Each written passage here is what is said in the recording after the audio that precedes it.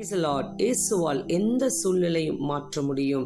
நீ அவரை தேடினால் உனக்கு தென்படுவார். நீ அவரை விட்டுவிட்டால் அவர் உன்னை என்றைக்கும் கைவிடுவார். இயேசு நம்மேல் வைத்த அன்பை அளவிட எந்த அளவுகோலும் இல்லை. இன்றைக்கு நீங்க செய்கிற காரியங்கள்ல ஞானம் குறைவா இருக்கிறதா? என்ன செய்யணும்னு சிந்திச்சுட்டு இருக்கீங்களா? இந்த வீடியோ உங்களுக்கு தாங்க. இப்பொழுதும் யாக்கோபே உன்னை சிருஷ்டித்தவரும் இஸ்ரவேலே உன்னை உருவாக்கினவருமாகிய கர்த்தர் சொல்லுகிறதாவது, பயப்படாதே, உன்னை மீட்டு கொண்டேன், உன்னை பேர் சொல்லி அழைத்தேன், நீ என்னுடையவன் அப்படின்னு ஏசப்பா சொல்கிறாருங்க. உங்களுக்கு ஞானம் குறைவா இருக்கும் பொழுது இந்த யாக்கோபு 1:5 வாசியுங்க. உங்களில் ஒருவன் ஞானத்தில் குறைவுள்ளவனாய் இருந்தால் யாவருக்கும் சம்பூர்ணமாய் கொடுக்கிறவரும் ஒருவரையும் கடிந்து கொள்ளாதவருமாகிய தேவனிடத்தில் கேட்க கடவன், அப்பொழுது அவனுக்கு கொடுக்கப்படும் ஆண்டவர் சொல்கிறார்.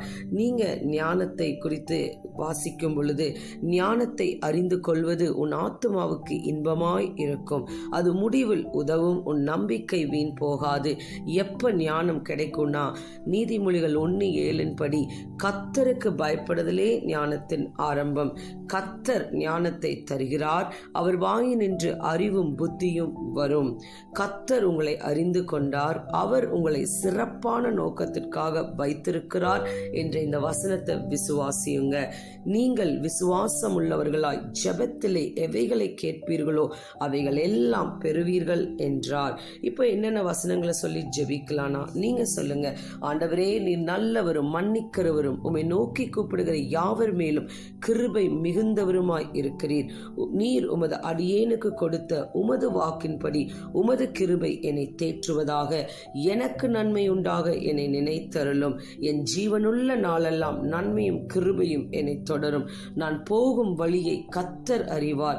அவர் என்னை சோதித்த பின்பு நான் பொன்னாக விளங்குவேன். நேர்த்தியான இடங்களில் எனக்கு பங்கு கிடைத்தது. ஆம், சிறப்பான சுதந்திரம் எனக்கு உண்டு. பரமண்டலத்தில் இருக்கிற எங்கள் பிதாவே, எங்களை சோதனைக்கு உட்பட பண்ணாமல் தீமையினின்று எங்களை ரட்சித்துக் கொள்ளும். ஆமேன் அப்படின்னு சொல்லி ஜெபிங்க. இப்படி நீங்க ஜெபிக்கும் பொழுது உங்களை பார்த்து தேவன் சொல்கிறார், அவர் உமது மன விருப்பத்தின்படி உமக்கு தந்தருளி உமது ஆலோசனைகளை எல்லாம் நிறைவேற்றுவாராக. கர்த்தர் காலங்களையும் சமயங்களையும் மாற்றுகிறவர்.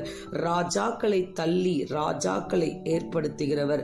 ஞானிகளுக்கு ஞானத்தையும் அறிவாளிக்கு அறிவையும் கொடுக்கிறவர். அது மட்டும் இல்லைங்க, கேட்கிறவன் எவனும் பெற்றுக்கொள்கிறான், தேடுகிறவன் கண்டடைகிறான், தட்டுகிறவனுக்கு திறக்கப்படும்னு வசனம் சொல்கிறது. உங்களுக்கு தேவன் கொடுக்கிற வாக்குத்தத்தம், ஆபிரகாமுக்கு அருளிய ஆசீர்வாதத்தை உனக்கும் உன் சந்ததிக்கும் அருளுவாராக. God bless you.